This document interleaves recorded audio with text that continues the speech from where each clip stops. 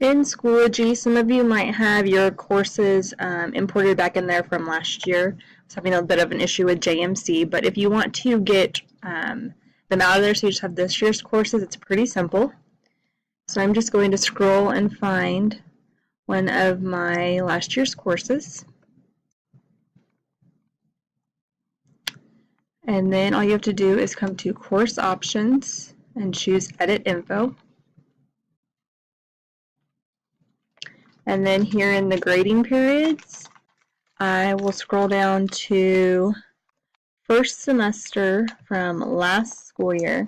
You do have to still archive this somewhere. So I'm going to say first semester from then and uncheck it in this quarter. And once I say save, when I go back into my courses, this class then is no longer there. So that's an easy way to get your course list back down to just this school year.